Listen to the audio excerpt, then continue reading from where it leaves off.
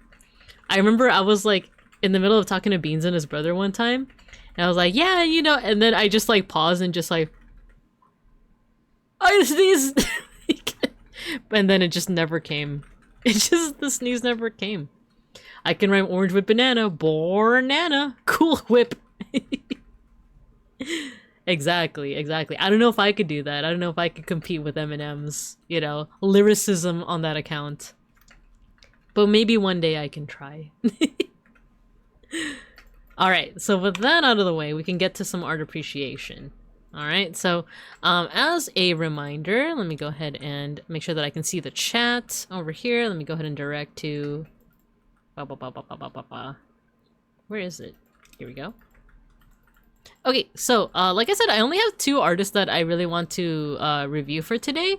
But and then for some new students and then those that came in like Gallivant, what this is, my art appreciation streams are just like people either submit an artist for me to look at, or I just like, if I don't get any submissions, I'll just look up an artist myself and we just do some art appreciation, you know? It's what I got my degree on, so I might as well do that.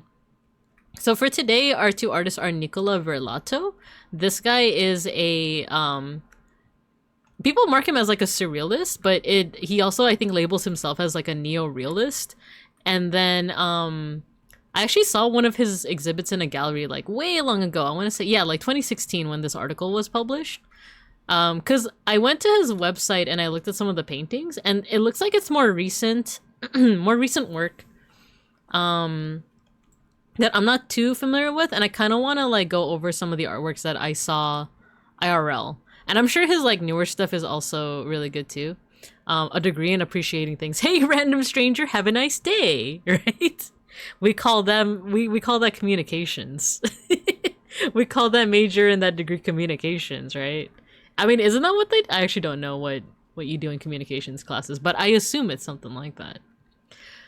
But yeah, it's very possible that his newer contemporary paintings are just as good. I have no doubt in that, especially with his like skill and expertise. Kayla Gayla, hello. You gotcha sticka. But because I'm more familiar with some of his 2016 works or like anything before that, I kind of want to look at those works. So we'll look at his stuff first, and then another one was recommended by, was it Idol? Who's the one that recommended this one? Let me check. It was Idol. So this is an artist named 8th Project, and they do work that seems to be very heavily based off the work of Vasily Kandinsky, who we did go over, I think, last art appreciation. But if we need a little bit of a reminder, I do have his Wikipedia page pulled up. Well, let's do dark mode. I kind of want dark mode. There we go. Actually, let's do that for all of these. Because I have some other artists that we can look into if I don't get too tired and if my voice doesn't get too shot. But if you guys are not familiar with Kandinsky, he's the guy that makes art like this. It's very like abstract. It's not meant to quite look like anything, but sometimes it does. Sometimes it does look like stuff. Are we still playing Regloss? Yeah, we are. And then another thing that we can also go into, if we so please, is I am doing my decade studies in the 1960s, and I haven't looked into the art movements and aesthetics yet. So we could do that on stream, but like I said, it depends on how my voice goes. So let's go ahead and do this. We'll start first with Nicola Verlato. So a little bit of background. This was back when I was a little bit more connected to like museums and galleries. And 2016, this was like right around the time I think I either graduated by this time or I was still doing my final year. for my for my bachelor's. And I remember getting like a postcard or like an ad. Basically, there was like an ad for a gallery showing for this artist, Nicola Verlato, and it looked really cool because it's a lot of the this kind of like hyper realist but still kind of painterly style that you would see in like Renaissance art. Renaissance or like I think of like Caravaggio, where it's like very realistic, it's almost like very naturalistic. So I saw like some examples of his work, and it just so happened that during this time there was like a gallery that was showing some of his work as well. So that's why, like, if you go to his website, which I'll link in the chat right now, if you guys want to check it out yourself, you are totally welcome to. But some of the stuff that I wanted to talk more on was some of his older stuff from here, 2016, because it definitely has a little bit more of that surrealist touch to it that I like so much. This one is more so like, it's impressive on a technical scale, because of like, look at how he depicts like musculature and shadows and shading and all of that. This one in particular is very Caravaggio because of like the very strong shadows. And if you're not familiar with Caravaggio, I got you for that too. Give me a second. Caravaggio. If you're not familiar with his work, it's most likely like you've probably seen some of his work before, but just not known that it was like Caravaggio. But he's well known for these like really strong shadows. I'm trying to find one that's not like a beheading or that has like a penis in it. So give me a second. This one looks fine. This one looks fine. So he's known for these like strong shadows, strong contrast, and like very realistic anatomy, very realistic like I don't know, just like posing and everything like that. So that's why like I'm drawing that comparison to like Caravaggio here. But if you look at some of his earlier stuff from like 2016, like I said, the topics are a little bit more surreal. They're a little bit more dreamlike. A little beheading as a treat. I mean, if you guys want, you guys can look up Caravaggio. I do like that work with the beheading. It's this one, Judith beheading a hollow furnace. This is a biblical work actually, but you're welcome to look at that if you want, if you so please. I'm not gonna stop you.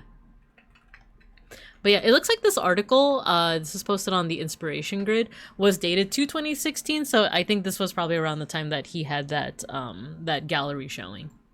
So, Italian artist Nicola Verlato defies gravity and normality in his surreal paintings, depicting everything from car crashes to dreamlike scenarios. And if you guys remember from our past lessons on like surrealism and stuff like that, the whole thing with surrealism is that it's not necessarily weird for weird's sake.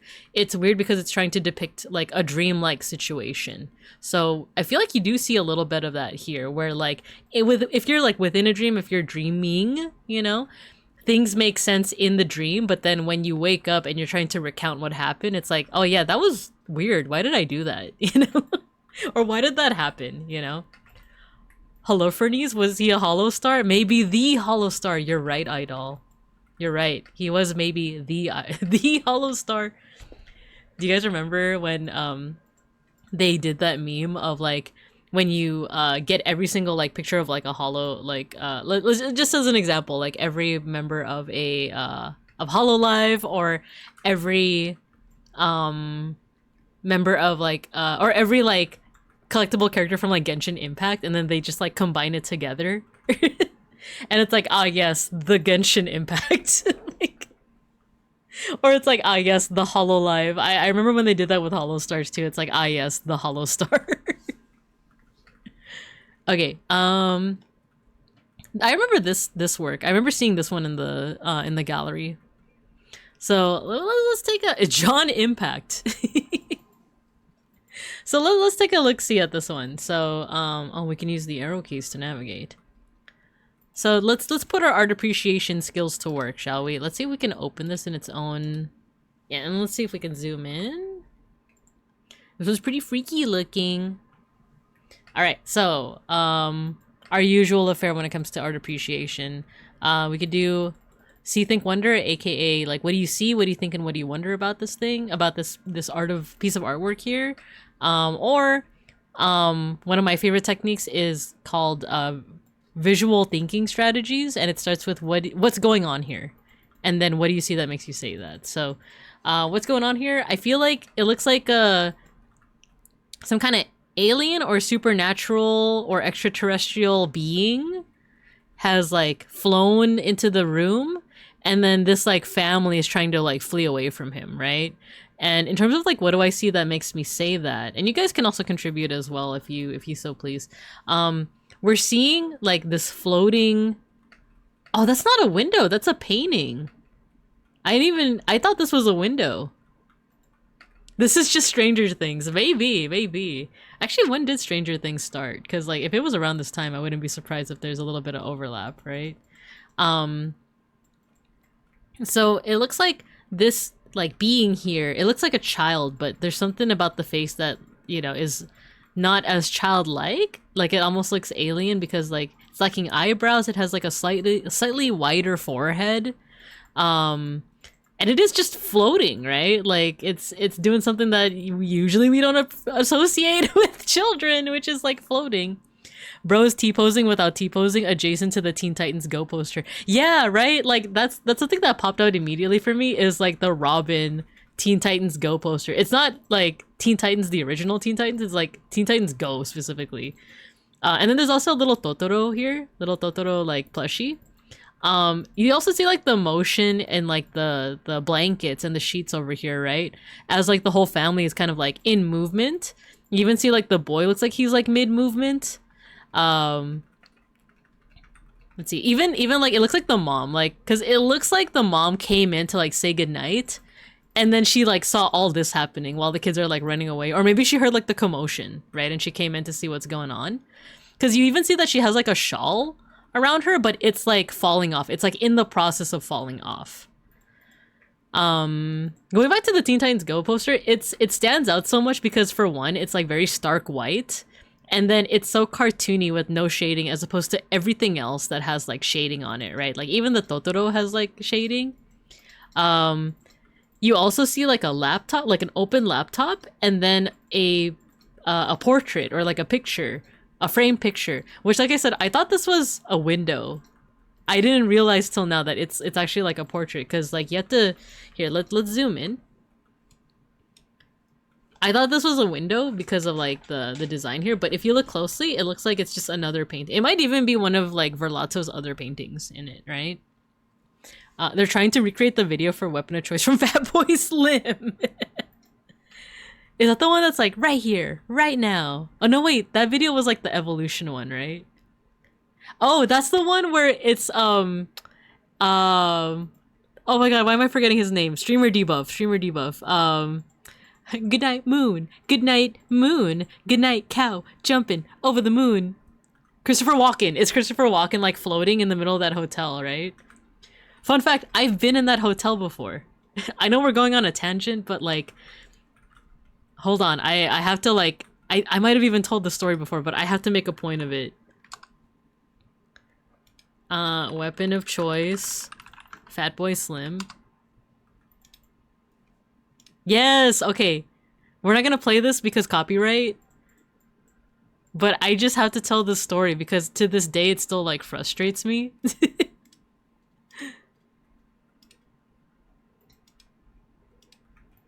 Okay, so the music video for Fatboy Slim, Weapon of Choice, has Christopher Walken, and he's like going around this hotel, right? And then like eventually he like I'm just gonna like cut through it, otherwise John YouTube is gonna freaking kill me. And he starts like floating, right? So I've been in this hotel before. It's actually like the I think it's like the Marriott, but it's like there's two Marriotts here. It's in downtown LA, and I roomed here for Anime Expo one time. And there's like another Marriott hotel too, but it's like closer to the venue. This one is actually really far away. It's so far away that you actually have to take like a tram, not a tram, but like a shuttle to get from this hotel to like the LA Convention Center. And I roomed here once with a friend of mine back in the day.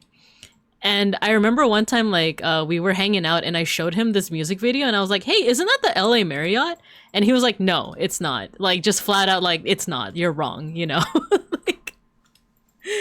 like incorrect and wrong buzzer sound, everything. The freaking Jonathan Frakes, like, no, we made it up, you know? And then, what's the stream if not a chain of tangents? I mean, you're right. You're right. And my friend was like, no, it's not. And then I found out later on that it is. I'm pretty sure this is the LA Marriott. And to this day, like, I don't talk to that guy anymore. But, like, a part of me was like, I knew I was right. Like, I knew I was right. And he said I was wrong. But anyway, yeah. So this is Christopher Walken remaking the Fat Boy Slim video. Yeah, Christopher Walken. Let's see. Let me scroll back up. There's so much detail, shadows, and motion. Yeah, there's so much like implied motion with this, right? Is the kid out of the painting? That's what I'm wondering too. What if this kid is coming out of the painting? Because he could be. When I thought this was a window, I thought maybe he's extraterrestrial and he came through the window. But then I saw the open laptop and I was like, oh, maybe he came out of the laptop, a la like, is it, you know, like The Ring, the girl coming out of like the TV. But maybe, like, because we realize this is a painting, maybe he's coming out of the painting, right?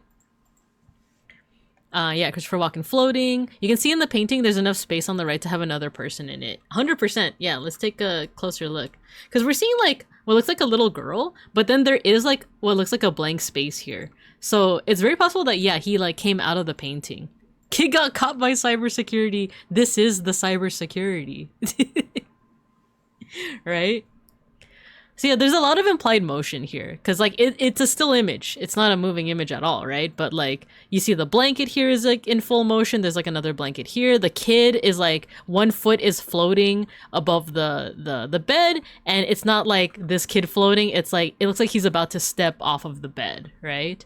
The way that the mom, or like what I'm assuming to be the mom, like the way that her shawl is kind of like falling off her shoulders as well.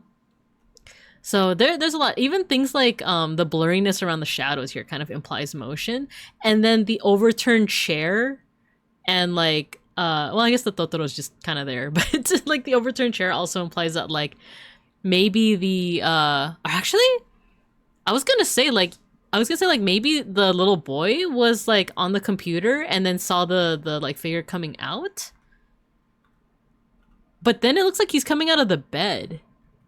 So then, like, the beds are too small for the kids. Oh, that's a good observation too. I didn't even realize that. It does look pretty small. So maybe the boy was like in bed, even though like he's too big for it, right? And then like maybe it was the girl who was like here on the laptop, and then the figure started coming out. They started to make a commotion, and the mom came in.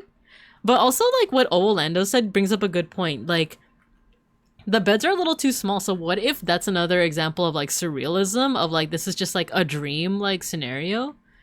What if this is a kid's dream, right? What if this is like one of these kids like dreams, or even the mom? Because that's the whole thing with surrealism, is that it's supposed to be dreamlike, right? Like if you look at Salvador Dali's works, it's very like what the heck was that guy smoking, right? So like what if that's what's going on here, of like maybe it's the girl like dreaming that she was like looking at something in the computer, and then this painting like came to life, the boy came out, and all this is happening. Or maybe it's the mom having like anxious dreams about like, you know, like, oh, what if my kids aren't safe even in their own room? Because another thing now that I notice it is that like the like atmosphere is surprisingly bare, and I'm not just saying that because I am a bear, but like BARE, like the only decoration we see is like the Teen Titans Go poster and like the Totoro doll. But if it was a kid's room, especially like a shared kid's room, you would think there's like more toys or more posters or even more decoration. There's even like what looks like small cracks in the wall. So it could be that maybe this is like a low income household or something, or they're minimalist, you know? So hello, yo, Mr. Rage, hello. Yeah, we're looking at the artwork of Nicola Verlato. I feel like when we were in our 20s, I feel like we saw a gallery of this guy, right? I forgot if it was with you, but I feel like it was. Floating Man also isn't casting a shadow on the wall. Oh, you're right. You're right, because like the light source is here, right? And we're seeing everything else is casting a shadow, but yeah, this kid is not. So this is lending more credence to the idea that like this is maybe a dream, right? Rolls a perfect 20 sneak by teacher. You did roll a perfect 20. I didn't notice. She also looks too big for the door. Oh. Actually, yeah, where's her other leg? Oh no, it's right here. It's right here. Cause the little girl is grabbing onto the... Yeah, you're right. Looks like the family got caught invading on that floating kid. Yeah, maybe this is his house, right? This is his house, and we are the invaders. Are we the baddies? Are we the baddies? So yeah, maybe this is some sort of like dream-like situation, because maybe like in reality the wall is a little bit more like ornamented, or there's like more details, but if it's like the mom or the kids' dreams, and they're only like recognizing like the most important details, like their favorite Teen Titans Go poster, or like the Totoro plush, right? What's the name of the painting? I'm actually not sure. It doesn't actually like have the titles, because I'm getting this from an article, but his actual like webpage I think has more. It's just that it's a lot, so I don't know how much we can see. And it's one of those things where like if you go all the way to the bottom, it just loads more images. So this might be his entire like repertoire. Oh no, this is actually the end of it, but it doesn't I don't know if there is a name for this one. But his art in general is like really good. Megamind over here clearly aura forming is crazy. Can you post an image on Discord? I'm on 160p and would like to observe closer. Yeah, of course. Let me copy this. I'll post it in the art appreciation channel. Upon request, here's a closer look at one of Nicola Verlato's works. Alright. Alright, I posted it in the Discord in the art appreciation channel. So yeah, that's basically like what I'm thinking, is that maybe this is some kind of dreamlike scenario. It looks like something out of a horror movie. And Matthew, thank you for posting the Discord. So it's almost nightmarish, but then a part of like, it seems like the closer you look at the details, the more likely it is that like maybe this is supposed to be some kind of like dream or nightmare, right? So yeah, that's pretty cool. That's pretty cool. Let's see if we can look at any other works, because I remember seeing this at the gallery. This one too. This one was like the like image they used for like their advertising. Let's see. I want to pick like one more. So it looks like Verlato specializes a lot in like depicting motion, you know, or implied motion. And he's showing a lot of like car crashes. Knock on wood that, you know, this doesn't happen to anyone you guys know or you yourselves, but there's a lot of like things with like car crashes, or just like a lot of like high action, you know. The kid's hairline, like the ocean waves receding. Dang, you got all the you got all the I can't remember my words. The serves, the quips, the roast. There we go. You got all the roast today. I can look at oh, you know what? This would be an interesting one to look at. This is an interesting one to look at, because it looks like there's some religious imagery in this one. Maybe even sacrilegious. Let's take a closer look at this one. I'm mistaken, the floating man is casting a shadow and it doesn't seem like he's coming out of the painting. Oh, is he? Let me go back to this one. Is he casting a shadow? Kinda, sorta, like it's right below the painting, right? After hanging out with the niece getting flambéed, I'm learning how to properly sear a MFer. It's on the picture frame? Oh, you're right, it is on the picture frame. I didn't even realize that. Good eye. Good eye. I like that. I'm more so laughing at what Mr. Rage said. Like, you're learning the art of flambeing from your niece. That's so good. Alright, so this looks like it's kind of like a diorama. Diorama? Is that Keanu Reeves? Like, it looks like Keanu. So this, to me, yeah, so let's start with our, what do you see, what's going on here and what do you see that makes you say that, right? So what's going on here for me is that it looks like a, like, natural history museum type of diorama, where it looks like a satyr or a faun or whatever you would call it. So, like, a satyr is being, like, displayed But there's also a little bit of religious imagery because it has the stigmata here, right? Or like it looks like it's being crucified against this tree. And there also looks like there's flower petals coming out of its mouth, right? And then we also see some like passersby, some onlookers, looking at it. They are taking a picture of the exhibit, right? It looks like there's people like conversing, and there's even like a little bit of like tombstone like signage over here. One interesting thing is that the phone, for one, is pretty well like this. It looks like you could even like clock what kind of phone this is, right? It kind of reminds me of like an Android phone, maybe. Once again, like really good details with like the lighting and anatomy and stuff. Oh, but that's another thing I was gonna point out is the phone is just showing the petals. It's not showing like the background, like the satyr, right? So I wonder what that means, you know? The shading and stuff is excellent because like it's like the light is very like square on the chest, and then there's like a lot of shadow underneath the chest, right? It looks like an Xperia. Oh, the phone? It makes me feel like it's a statement that even the most insane, magical, horrific scene is just trivialized by us nowadays. Yeah, right? Because of the whole, like, the fact that this is, like, some kind of, like, diorama. Like, if you guys have ever been to... Well, Los Vincos' Natural History Museum has a bunch of dioramas of, like, wildlife. It's cool. Me and Beats actually, like, just went there, a couple months ago, and they have like an Africa hall and like a North America hall where it shows animals that are native to like Africa and like North America, but they're dioramas. They're like posed. Actually, I think I can probably pull up an example. Natural History Museum diorama.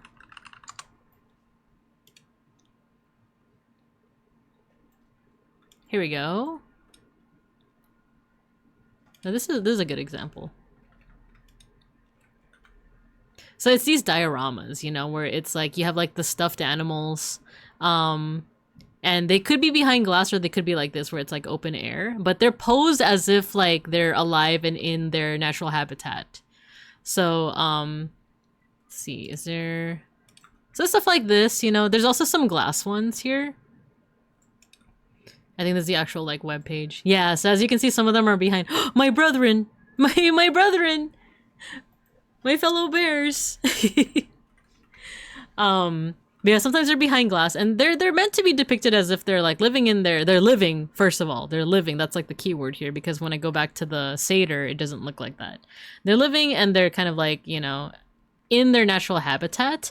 Whereas here in the painting, like if we assume that satyrs are real things, it would just look like it's like a guy that's like in a forest, right? But here he's like crucified. And there's like petals coming out of his mouth, you know? So like, this is definitely not supposed to be his like natural habitat. It does feel like it's very reminiscent of, you know, the crucifixion, the like Christian crucifixion. This would have me in shambles. Like in my mind, the world in that painting is one where an actual magical satyr faun was crucified for funsies and entertainment. And just normal people are walking around like, oh, cool. Yeah, right? They're living, not a phone in sight. Satyr, yup, phone. Exactly, like it's like something that people should be like in awe of or just like in deep sorrow of, but instead it's like this guy's just like talking. Like this guy looks like he's mansplaining to his date, right? Of just like, oh, do you know that satyrs are actually like closely related to fawns? Did you know that? No, not Fonzie. Not Fonzie, like the fawns. Meanwhile, this guy's just like, oh, pretty flowers, you know?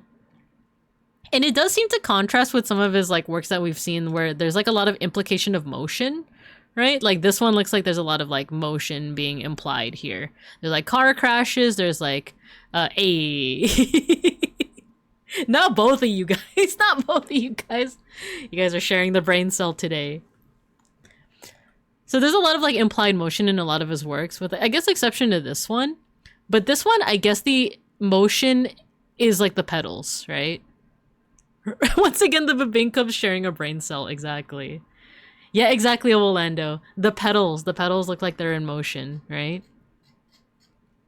And it looks like it's coming out of his mouth almost. In which case, like, that adds a little bit more to this, like, mystical, magical, mystical mystique, you know? Not the X-Men character. But, like, this mystique of, like, this should be something that, like, maybe you only experience upon, like, the death of a fawn, right? Or the death of a satyr is this, like, sacred, magical thing. But instead, it's like, oh, pretty! I'm gonna take a picture of that, you know? So yeah, I kind of agree with, like, what Mr. Rage was saying.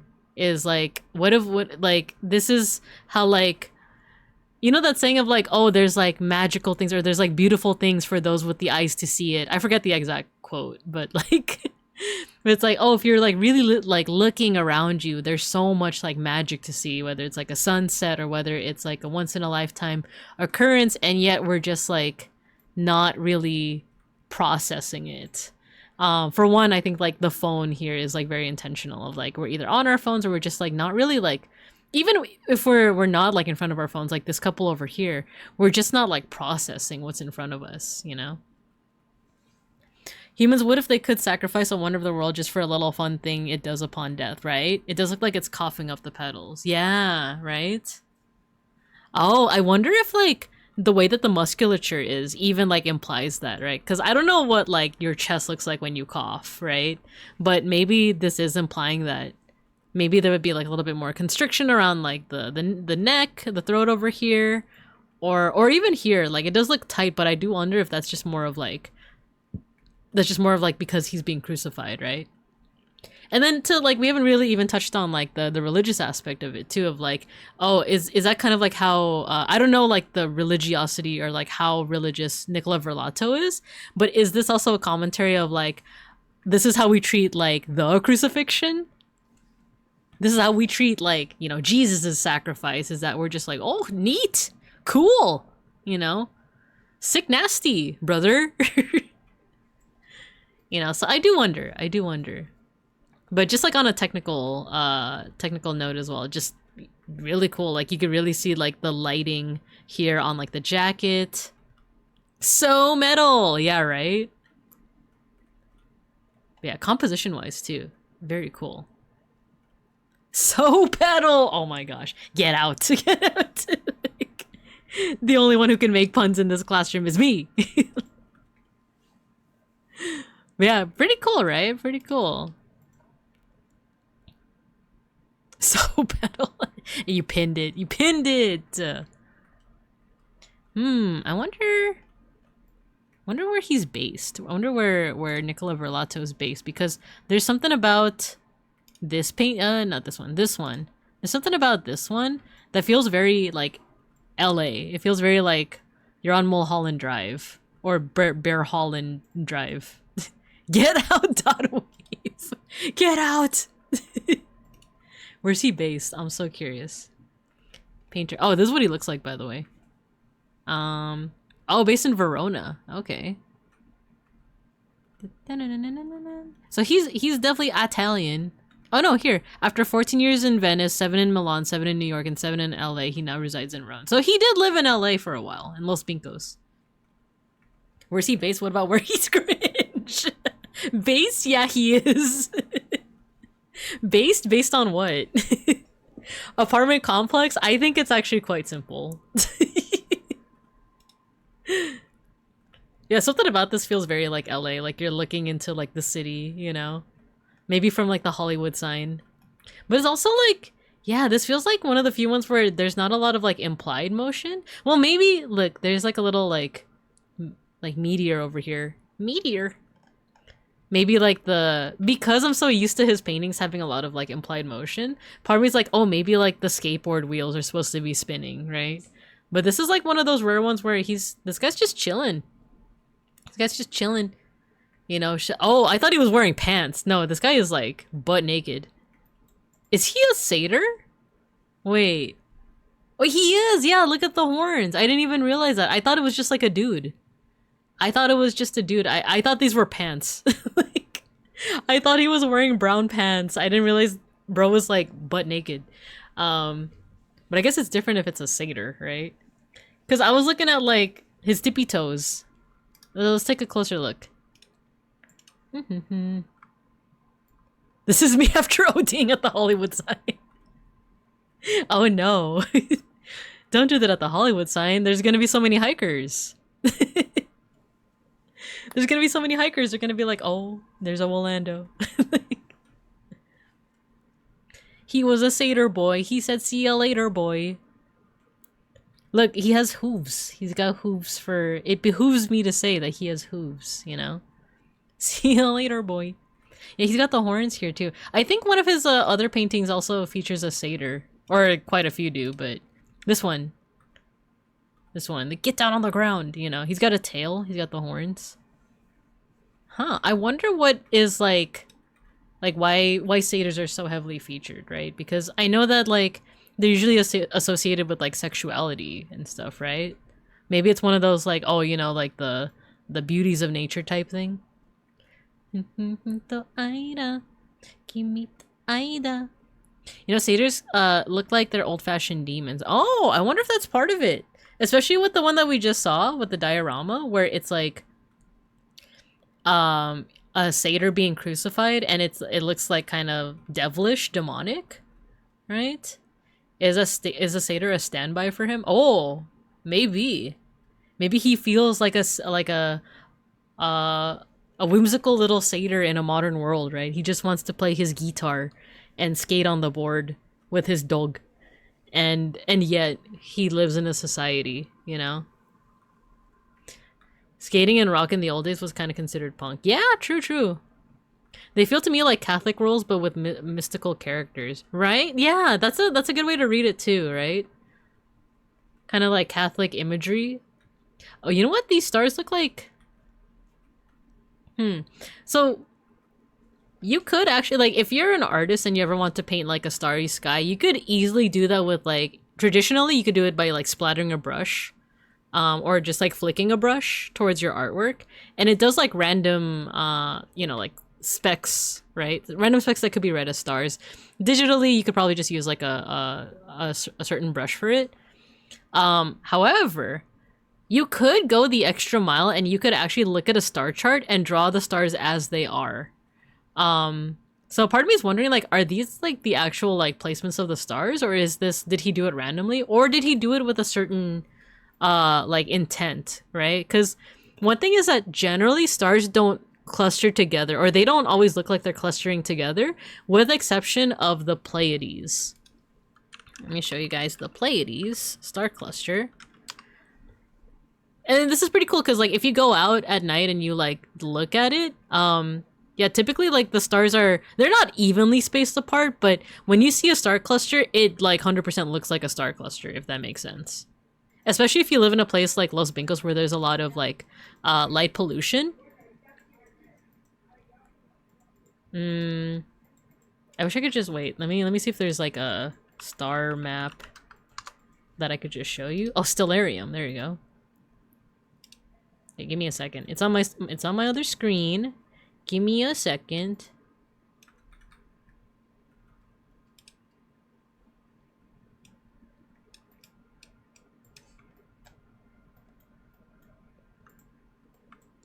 Here, I'm gonna put my location for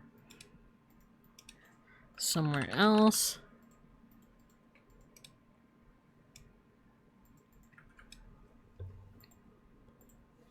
Dang, how do I close this? Give me a second. Okay, there we go. I know it says near Los Vincos, but worry not, because you guys know that I'm near Los Vincos. So if you look at the stars, like I said, it doesn't always look like they cluster together. It's only when you look at, can I find them? Oh, here, the Pleiades. When you look here at the Pleiades, or even like here, that's when it looks like they cluster together, right? But otherwise, like, especially like if you live in a place with a lot of like light pollution, they look a little bit more spread apart. And the reason why I bring that up is because when you look here, it does seem like they're a little clustered together. This actually looks like a person to me, right? It looks like a person, like this star is their head. These are like two arms that are outstretched. And then this is like a leg coming down here. Maybe there's like another leg. So maybe they didn't use a star map, but maybe they did just kind of put like stars with some kind of intentionality, not necessarily like completely random, right? And I see that I'm missing some messages, so let me catch up real quick. What's a whimsical satyr to do in a bland, restricted modern world, right? Right? There's beauty in the modern world too, I think, as this shows, but it's true, it's true. Noticing as well that he's on a patch of grass, but the rest of the ground is barren. Oh, yeah. And it looks like it's even growing around him too. That's a cool thing to notice. The devil usually plays the violin. The guitar sounds like a modern version of it. Also, black dogs are related to the devil. Oh, okay, so we're putting back into the whole, like, Catholic imagery, right? So what if this is, like, it's things associated with, like, the quote-unquote devil, but he's literally just chilling. And it's one of those, like, is the devil really out doing, like, nefarious things, or is he just, like, chilling? But he is, like, you know, being accused of all these things. I've done the math of the stars. It says we lost the game, dang it! Not again.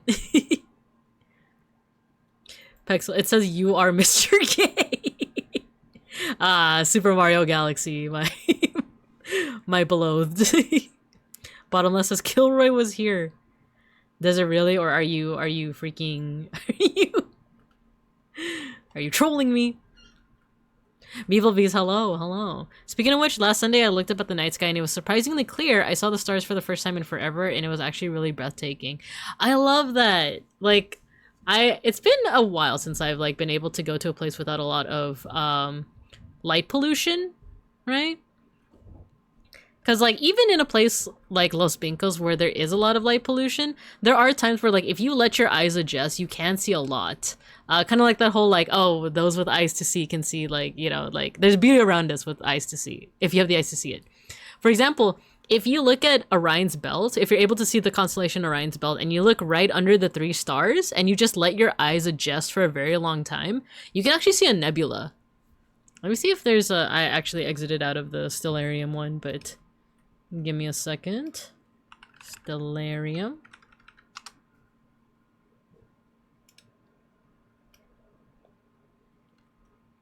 Let me see. Is Orion's belt out tonight? It is. It is.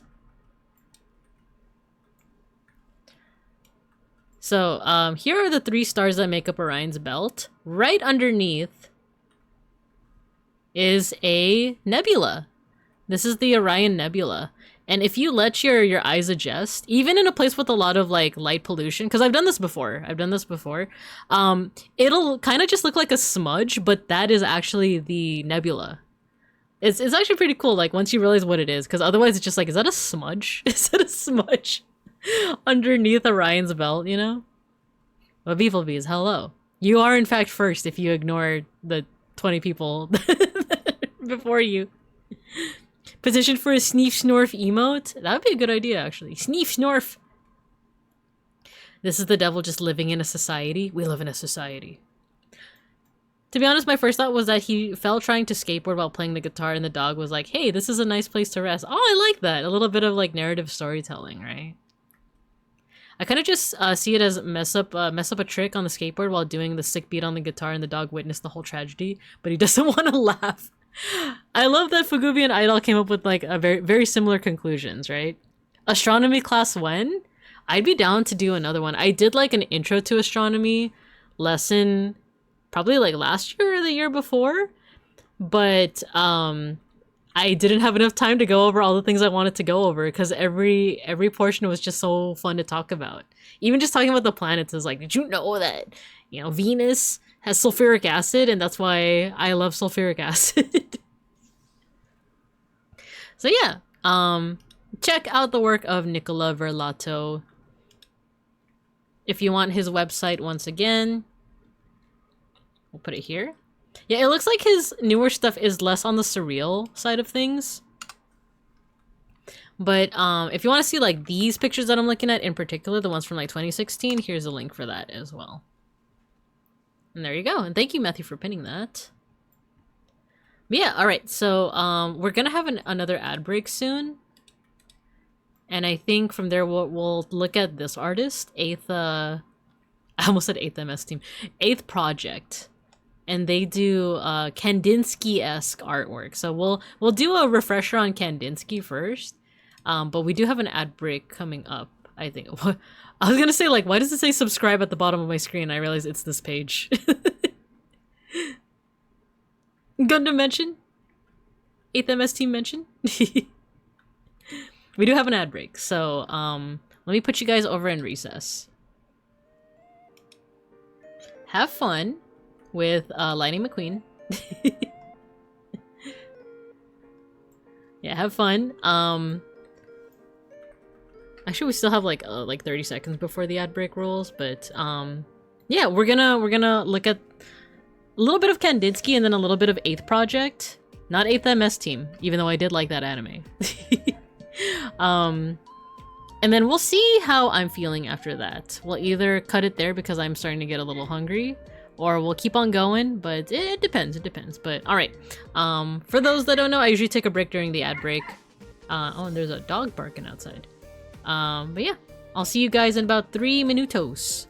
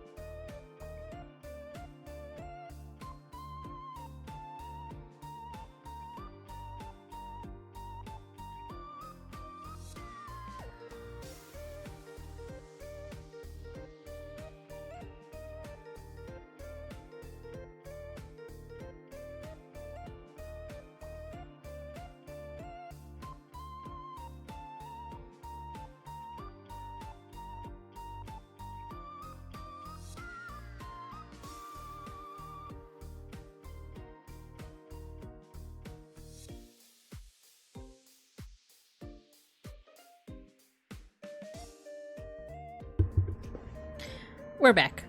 We're so back. We're back. How you guys doing? You guys thought I'd left forever? Why would you think such a thing? I always come back. I always come back. Except for when we end stream, and then I'm gone forever. And then I'm gone forever. You're never gonna see me again. Ever. Let's see, what did you guys say before we went on ad break? She left forever? How many looks does it take to get to the center of Lightning McQueen? You can't say his name or else John Disney's gonna break my kneecaps. Thunder McKing. At least 2. Oh, I got Springtrap reference? Wait, I don't know any references to- is that FNAF? I don't know any FNAF references. Any references are sheer accident. Sounds like my bio dad. That's crazy. That's like... That's absolutely insane to say. We're sober back. She's gone forever. Oh, Springtrap says come back. Is Springtrap that one character from FNAF? I never played it. I never played it, but I saw Beans and a friend of ours, a friend of me and Mr. Rage. Oh, you guys have seen him before. His name is Sly Kainoa. I watched them play it when it first came out, and I was like, nope, I'm not touching that.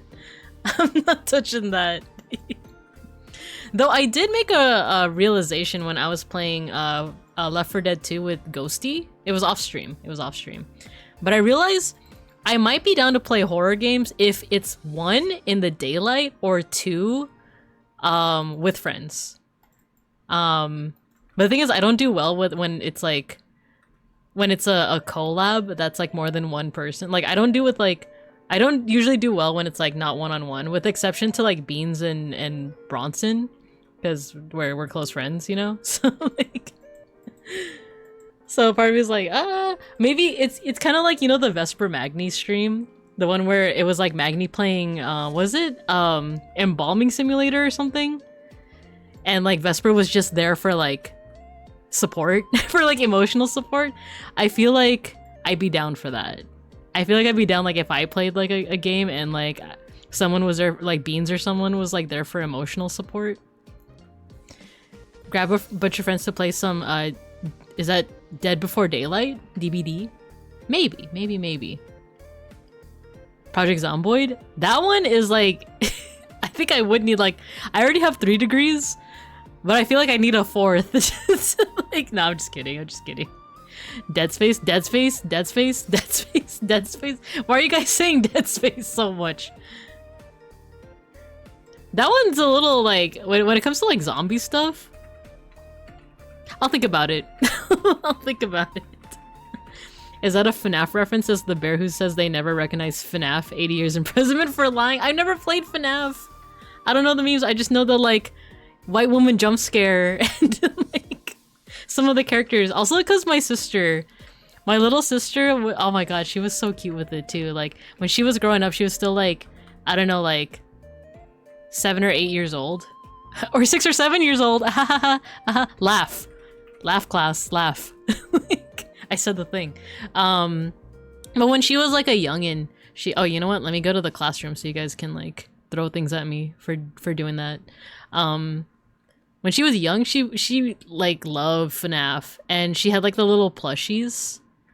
She had the little plushies with the of like the FNAF characters, and it was adorable. So I knew some of the characters, like what's the bear's name? Teddy Ruxpin, Brother Bear, Freddy Fazbear. Hey, I mean, you did laugh. I'm not a jerk though. Thank you for laughing. But she liked the, oh my god, so there's Freddy Fazbear, and then there's like a chick, right? What's her name? Chikorita? Chica? It's Chica, right? Chicky Chick? And what else? There's the fox. Is her name just Foxy? I forgot the 4th one. Oh no, it's like it was like purple, right? Oh, what's the other? This is just going to show that I really don't know FNAF that much. I love being the emotional support for horror games. Ooh, okay. Might hit you up. How about some Slay the Spire 2 multiplayer? It's funny, I didn't know that Slay the Spire 2 had multiplayer. I played the first one, I liked it. I liked the poison person. But not play them. Springtrap. Oh, the rabbit. I see. Horror games stop being horror for me when the game gives me a gun. Just like Leon Kennedy, right? 6'7". White woman jumpscare kills me every time. Chica, Foxy. Oh, Foxy, Chica, and Bonnie. Ah, I see. Yeah, I think my sister had a plushie. Oh my gosh. I don't think she didn't have the big Freddy Fazbear one, but I think she had a small Chica one. It was very cute. I wouldn't say that was like her hyperfixation, because it's funny, I was just talking with my little brother yesterday, because it's Mama Bear's birthday tomorrow. First of all, yesterday was Beans' Mama Bear's birthday. Yesterday. So happy birthday to Beans' mom. And then tomorrow is my mom's birthday, is my Mama Bear's birthday. So just by coinky dink, our moms have similar birth dates. They're both Pisces, and they love to bring it up. Or actually, my mom likes to bring it up. My mom's always like, "Oh, you know us Pisces, emotional." The Foxy plushie is so cute. As soon as you get a gun, it's survival for the enemies. Exactly. But yeah, what was I talking about? Another thing is that Beans and Mega Bronson have been playing Minecraft recently, and a part of me is like, should I hop on? Should this be my next hyperfixation? Because I've only played like Minecraft very sporadically. Hello Zako, hello, Bob Gimon. I've played Minecraft very sporadically in the past, and I played it with like it was like me and Beans would have like a server together, and we would just like build stuff and survive together. But then I forgot what happened to that server, but something happened and like it just got deleted or something, and I just felt kind of discouraged because it's like, oh no, all my hard work is gone, you know. So now that there's a new server, part of me is like, oh, maybe I want to hop in, but I still have that little bit of like, but what if that one gets deleted, you know? So yeah, I was like curious, like, would you guys be interested if I were to like play Minecraft on stream? I told Beans like, I don't know if I want to, because everyone's gonna see what a like scrub I am with Minecraft.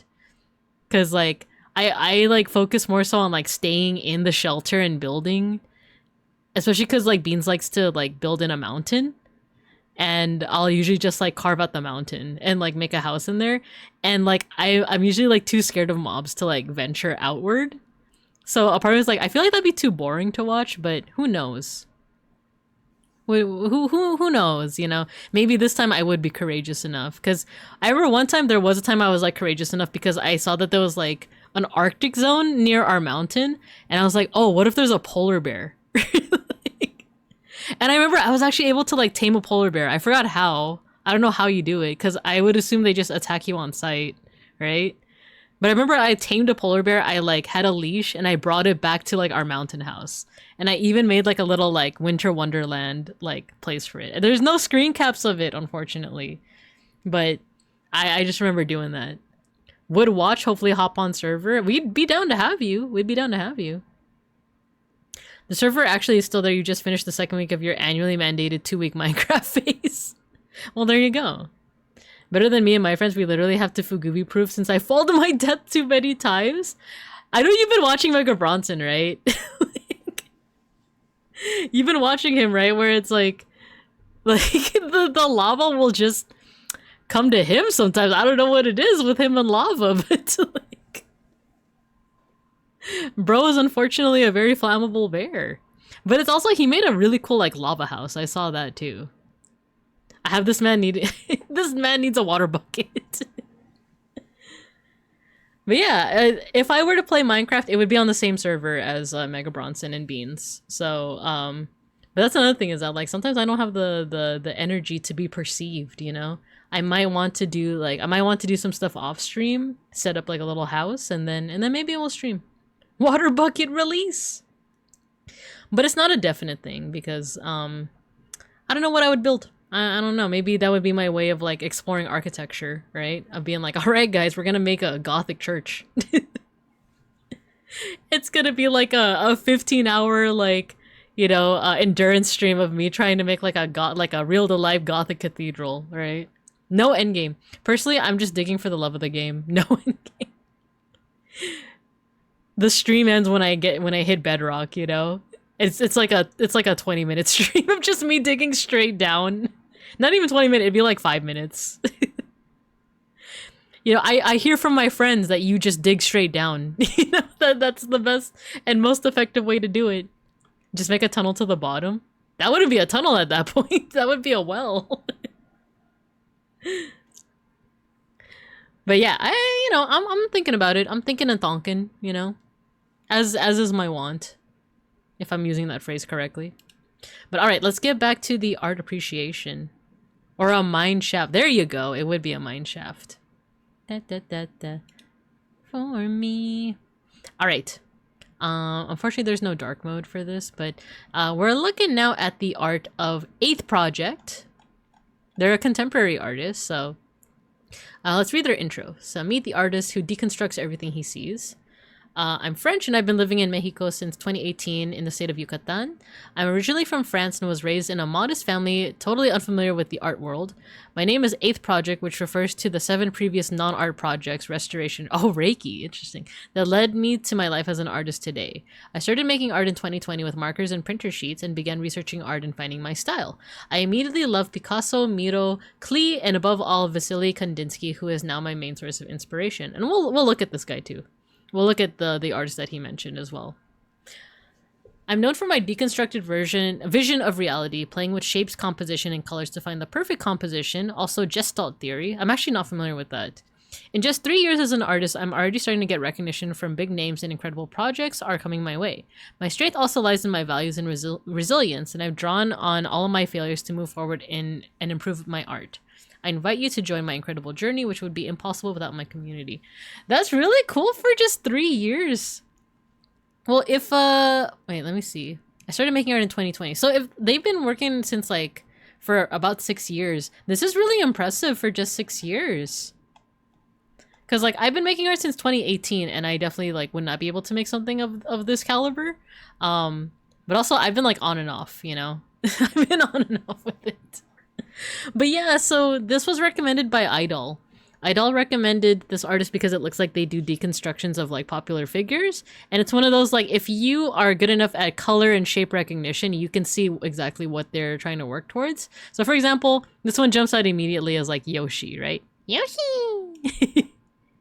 Oh no, we can't click on it, but dude, I want to be as good as like Professor Lando at like doing the Yoshi noises. Yoshi!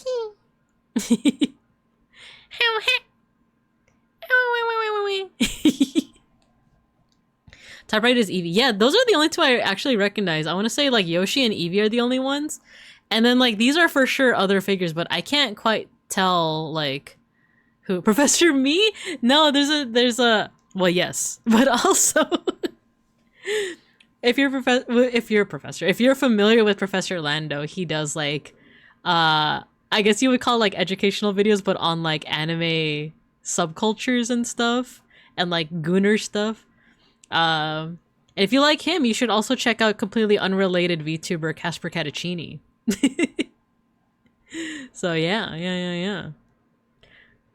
3 years, become popular on Twitter immediately by drawing boobs. There you go. Let's see. And you got Justica Idol. Isn't that closer on top middle? Wait, closer on top middle. Oh, Cloyster. Wait, you're right. Yeah, it's Cloyster. Is the last one Mr. Krabs? It might be. Unfortunately, some of them don't lead to like bigger versions. Let's see if we can. Here we go. Original artworks prints. Oh wow. Oh, it's Rock Lee. This one's Rock Lee. Oh my days. Yeah, Cloyster.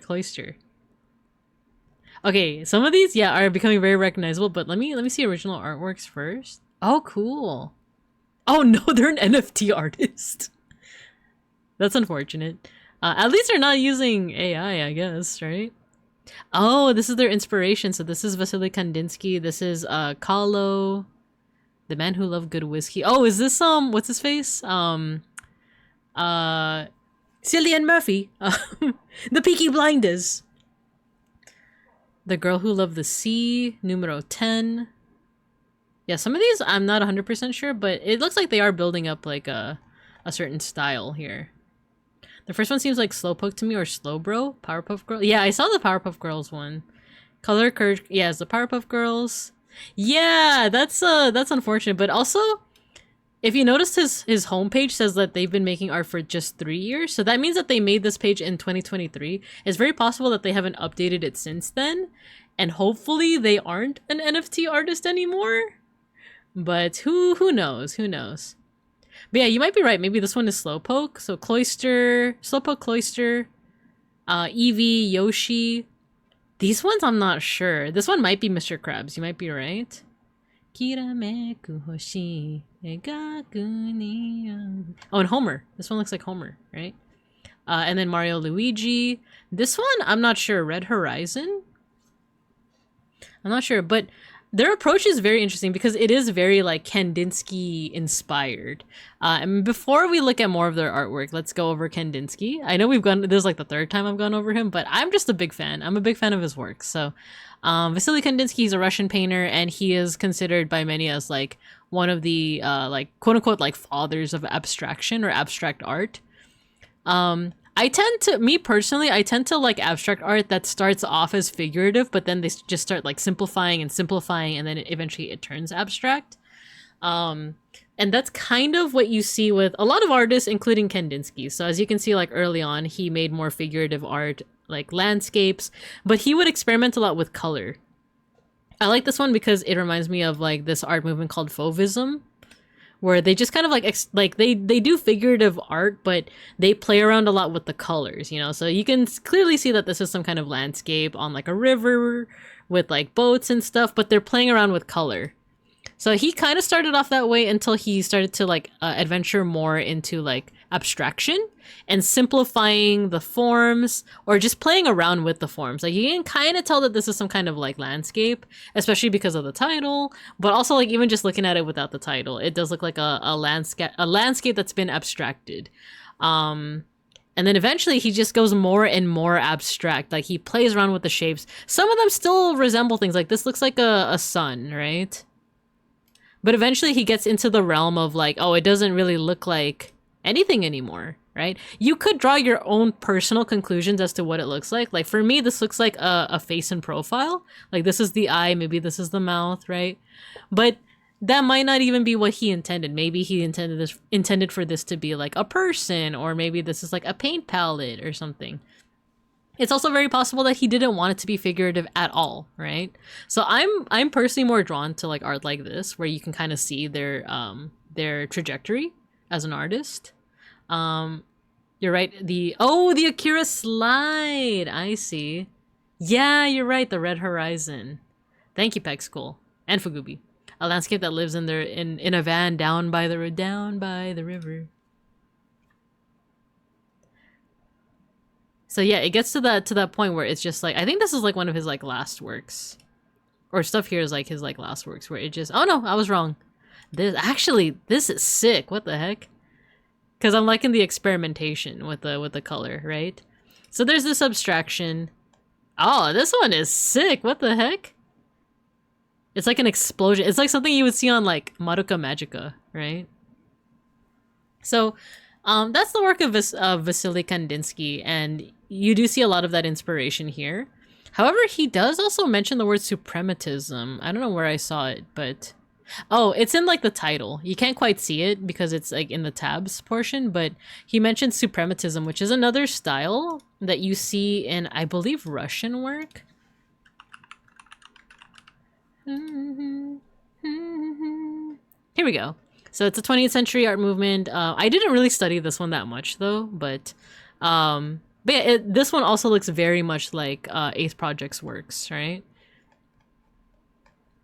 So I wouldn't be able to tell you like what the philosophy is with suprematism, but according to Wikipedia, it says here, abstract art based on the supremacy of pure artistic feeling rather than the figurative depiction of real life subjects. Oh, you know what? This starts to get into minimalism because I'm studying 1960s art movements, and I'm studying minimalism. I'm gonna give you a spoiler alert right now. I don't really like the philosophy of like I love minimalism as like a, you know, like the 2020s, like be mindful of like all the crap that you have, but the art movement itself from like the 1960s, like I looked into like the philosophy of it, and I'm like, I don't know if I like this. But you know, we'll get into that more so next week. But yeah, so it seems like he wears his inspirations on his sleeve. So let's look at a little bit more of his works. Oh, he has exhibitions already. Oh wow, okay. Not NFT Art Week. Oh no. Oh, you know what? It does look like he updates his website. Cause look, 2025. Unfortunate. But let's look at the prints. Let's look at prints. Oh, and there's different categories too. Supremon. Ah, here we go. So these, if you're very familiar with like Pokemon, like designs and colors, these pop out immediately. So we have Giratina, Rayquaza. I wonder if he like stops at a certain gen or if he keeps going up until now. Cause this looks like it could be Gekwa, right? Actually, I can't quite tell who Mini Guardian is supposed to be. Is this Victini? Man likes his Pokemon, yeah, true. Is it Giratina? Is it not Giratina? Oh no, I've been outed. Oh no. Oh, like it says the gens here. Gen 1. Abstract Trainer. Oh, it's Ash. Evolution Core. I think this is the Evolutions, right? Bulbasaur. Wait. Ivysaur, Bulbasaur, Team Rocket, right? Cool. Did he do like every single Pokemon from Gen 1? That's crazy. Kinda says Giratina. Oh, I see. Oh, I never thought to look at the kana because I would assume that the names are different in Japanese, right? For a lot of them. Oh, I didn't realize that both cats are here. But I guess Giratina is the same in Japanese and English, right? Oh, cool. All right, let's actually take like a closer look at least one of his works, just to see like kind of their work process here. So this one I like, the Team Rocket one. So they definitely, oh, thank you for petting the cats. So they basically go about it with like, how do I reduce this form into something, like how do I reduce it as much as possible while still keeping it recognizable, right? Matthew sniped the pet the cats. No, it's okay. We assume that all of you guys pet the cats at the same time. Pet the cats. Let's see if we can actually, can we find the reference image for this, you think? Let me Google Team Rocket.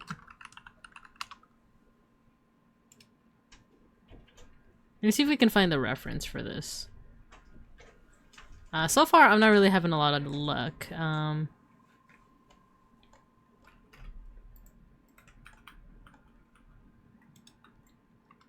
Dang, when you Google Team Rocket, it's a little bit down, but you do start to see some fan art of the couple.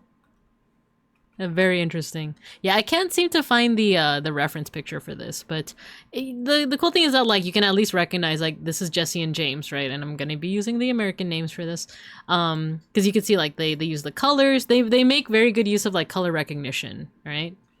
And it also seems like if they're drawing inspiration from Kandinsky and like Russian suprematism, try to see like what era of Kandinsky they're borrowing from. I feel like it would be this one, right? The 1920s. Yeah, it looks like they're borrowing from like this era right here. So they probably took a good look at like what kind of shapes Kandinsky uses.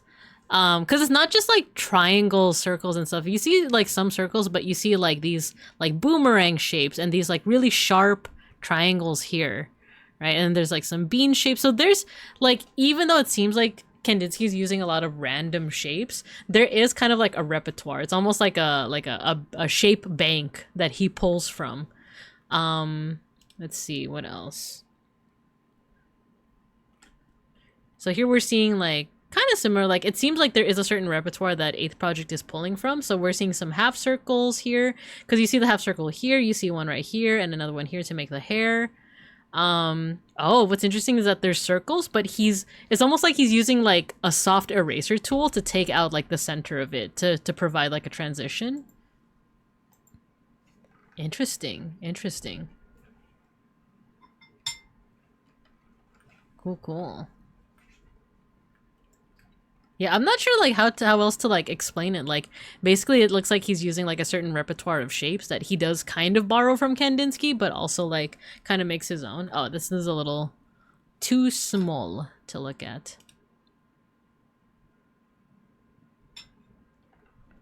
And this one with Ash, right? Actually, this one looks like I could probably find the reference to this. It's like a Gen 1, like Ash Gen 1. Yeah, you know what? I think I found the reference pic. It looks like this one, right? Where he's like, it's just missing like the Pokeball, right? But it looks like it's basically that one. So if we compare this to this, because you can see the angle. I think that's another thing that he's using to simplify is like data meshed Ash Ketchum.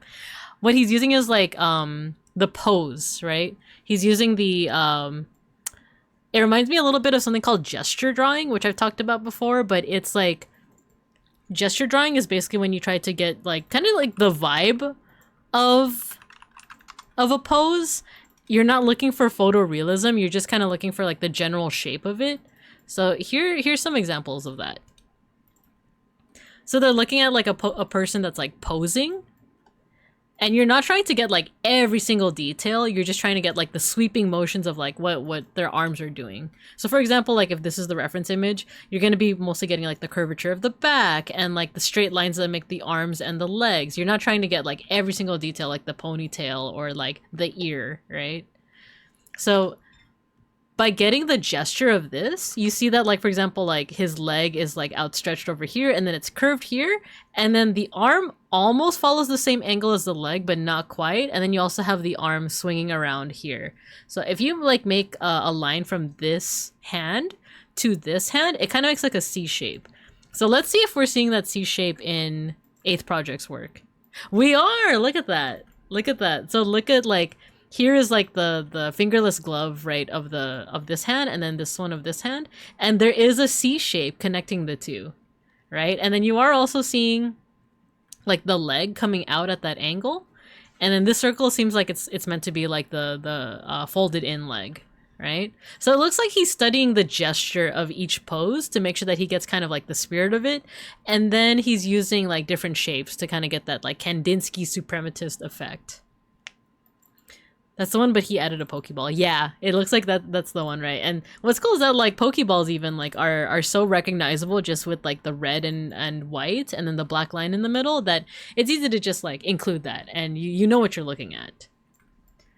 So yeah, it seems like he benefits most from like designs with like a reduced color scheme, which Pokemon lends itself beautifully to. Like if you look at this Ivysaur, it is Ivysaur, right? Yeah, like it's basically just like teal, green, pink, right? And different shades in between. But like, because of that, he's able to combine those colors together and your brain, if you're familiar with the Pokemon ahead of time, then it's like, oh, that's Ivysaur, easy, you know? Very cool, very cool. All right, let's see some of the other fandoms that he's done. So he's done Mega Supremon, other generations. Oh, these are the latest ones. These are the latest starters. There's Gekwa, and then there's like the Angry Bird, and then there's the Pomeranian, right? Oh, so he was quick on it. Okay, okay. The Sky Wrestler. It's the Luchador one. I don't know why I'm forgetting their names, but okay. So he's done a couple other gens. What are some other ones? Let's do anime. Red Horizon, so that's Akira. Starbreaker. This is Rock Lee. You can definitely tell that this is Rock Lee. He did some videos on how he did Rock Lee and some others on his Instagram. Oh, okay. Wait, Brawly? Is that Brawly? Oh, I guess, yeah, because like I keep thinking that his hair is like golden just like every other Super Saiyan, but if you look at the color grading, it kind of is like a green, right? Street Tempo. Oh, this is Samurai Champloo, I want to say. This one I can't really tell. This is All Might. This symbol of peace, right? This looks like All Might. Oh, Beyond the Wall. It's Attack on Titan. Yeah. Yeah, thank you, Fugubi. Yeah, it's Attack on Titan. I think the for some of these, the title is helping me out a lot. I think with the Attack on Titan one, I think it's because there's a bit of a reduced color scheme with that. Their outfits are mostly like brown, though there is the green. I think like you do see the green here, but I think probably because of the angle, you only see like a sliver. Is that Gundam on the bottom right? Oh yeah, you're right. Oh, this one is sick. What the heck? This one is cool. I could see this being like one of those like sneaky anime reference pictures. Like, let's say that you want to have like a living room with like, you know, like anime references, but you don't want it to look too like ostensibly nerdy. You could get something like this, right? I like that you clocked it as specifically Ariel, right? Because to me, it just looks like the coloration of like, you know, every like heroic Gundam, like RX-78, you know? But if you're clocking it specifically as Ariel, I do believe you. That's which from Mercury? Oh, so Fugubi and Lando got it. Nice. Gorilla.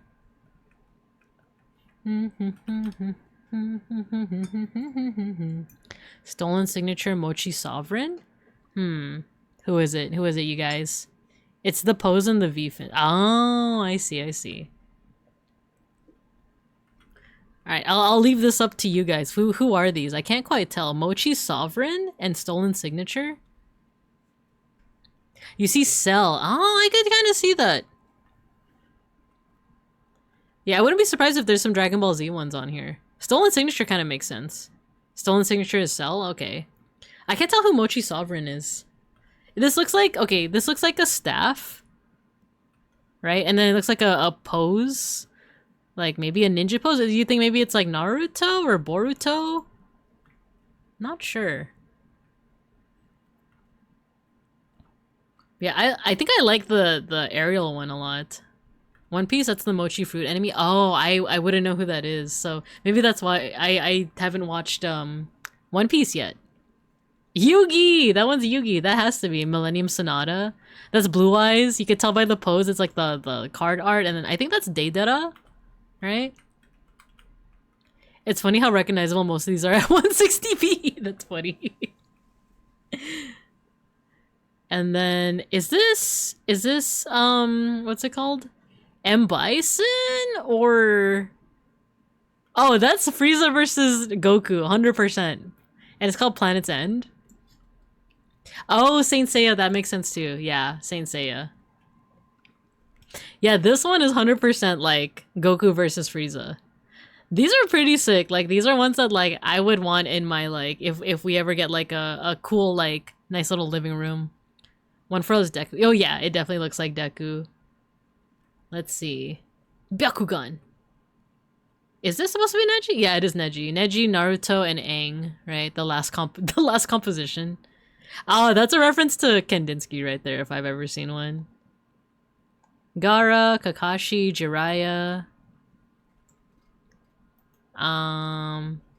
Dark Magician, and Piccolo.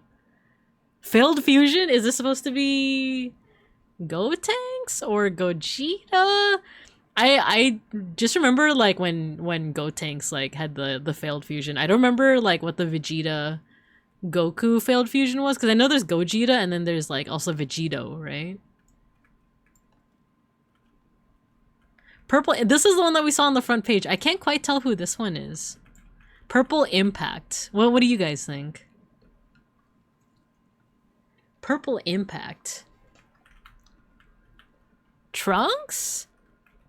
Oh, wait. I think so. Some things are throwing me off because yeah, the hair looks like Trunks and this looks like the sword. This looks like the jeans. Did he have orange? Did he have orange in his coat? I think that's what's kind of like throwing me off a little bit. Dragon Slayer is crazy knowing that DM never actually beat over Blue Eyes White Dragon. Oh, that's funny. Super Breath is Boo when he carries the sword. Ah, Future Trunks then. Future Trunks. So yeah, Super Breath, that's Boo. This one, I see Chun-Li, but I don't know if that's... No, I think it is Chun-Li, right? Because of the little like shape here. Neon Muse. This looks like Bulma. King of Shapes. Oh, we're getting into characters that I don't know that well. Is this like King of Fighters, you think? And then Gear 2. Oh, that's Luffy. Final Rush is oh, Final Flash is Vegeta. Oh, you're right. You're right. Final Flash.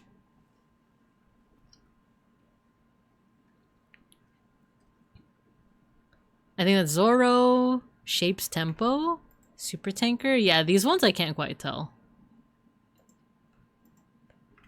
I think if we think of like why like some of these aren't as recognizable. Well, one, it's like characters that I'm not familiar with. But for others, it might just be that there seems to be like more shapes in what I'm assuming is like his earlier ones, but I'm not sure. Overall, these are cool. Very nice. All right, yeah, we're not gonna go over all of them. We're not gonna go over all of them. Super Tanker is from One Piece, I suppose. Neon Muse, yeah, I'm thinking Bulma too with Neon Muse. But yeah, if you guys are interested in the, you might need to do some research to see if he's still doing NFTs, because I assumed NFTs died. I just assume. I recognize One Piece characters, but I don't actually know their names. Yeah, I mean, me and Beans have been meaning to get into One Piece, but alas, it is very long, so we definitely have to like commit to it, right? You gotta commit. But all right, I think I am starting to get pretty tired, so I think we are pretty much gonna call it there, if that's okay with you guys. This is the last stream of the week. Usually I stream Friday, Saturday, but tomorrow's my mom's birthday, so we're gonna be celebrating, and then Saturday we're having lunch for Beans' mom's birthday. But however, there might be his NFT page is empty. Okay, that's good to know. That's good to know. Until the last data center is burned to the ground, I'll still be around. Nice. So, there might be a gorilla, not stream, but I might do a gorilla stream on Discord on Saturday, because I just found this out via beeplebees. There's gonna be a Digimon Con, Digimon Expo. What is it? Yeah, Digimon Con. March 21st, this Saturday at 4:30 p.m. PST, which, like, they announced this, like, this week, I think. Gorilla for sale. Magilla gorilla for sale. Maligayang batingka. So yeah, there's Digimon Con is this freaking Saturday. I had no idea. It's gonna be 4:30 p.m. I don't know if we're still gonna be out at lunch by that point, but if I'm back in time, do keep an eye on the Discord, because I might do like a live react on the VC, on the voice chat. So be aware of that. Be aware of that. I'm not gonna announce it on I'm gonna announce it in the Discord, but I'm not gonna announce it in on my social media. So you're just gonna have to look out for that. You're just gonna have to be a part of the Discord. I don't know.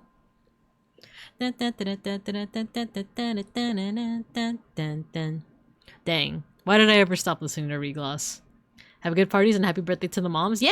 And it's funny because me and Beans' dads also have similar birthdays. It's a little bit more spread apart, like, but it's still within the same month. So it's like, oh, what a coinky dink. But yeah. So I think I am going to go ahead and call it here. I'm going to go ahead and stop the raids. And for those that are new students to today's stream, we have an end of stream tradition. It's our end of stream mosh pit. And what we do for that is I play some music.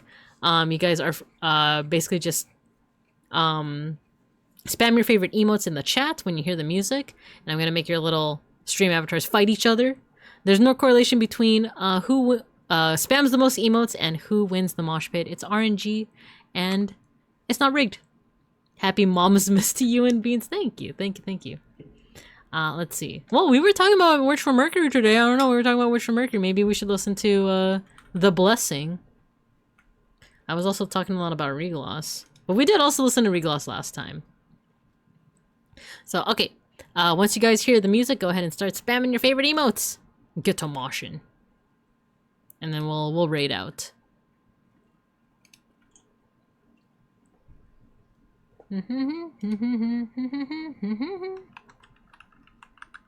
Open up the pit.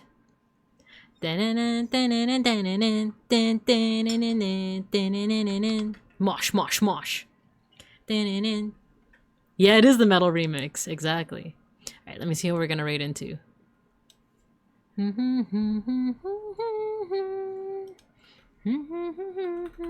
Yeah, it is really good, right? Alright, who are we raiding into? There's Almontas, Lala Amanita, there's Folk, Aros. Oh, Yuki! I don't usually see Yuki streaming. There's also Mega Bronson. Oh, we did Mega Bronson last time, so.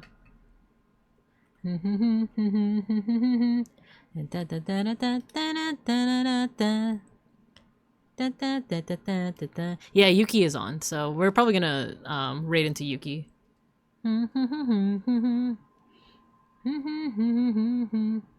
It's beeplebees. Beeplebees wins the first round of the mosh pit. You won round 1, but can you win round 2? Fight. Oh, actually, wait. Give me a second. Da da da da da da da da da da da da. Bam bam bam. All right, ready? Round 2. Fight. Let me put the music right here.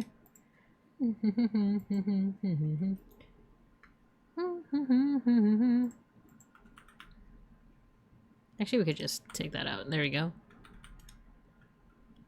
That was 20 bucks well spent. No, it's not rigged. It's not rigged.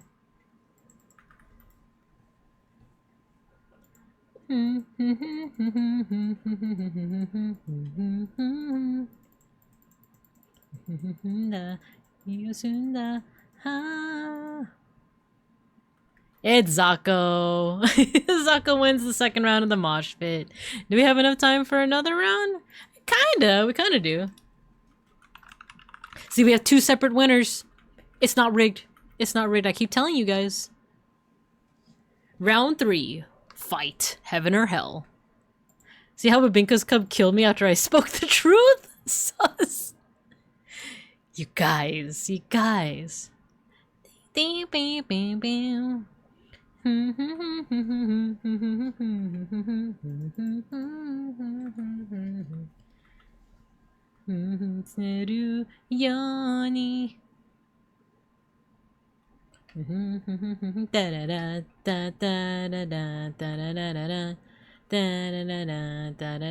beeplebees versus Zako. Ovalando's there too, and I'm there too.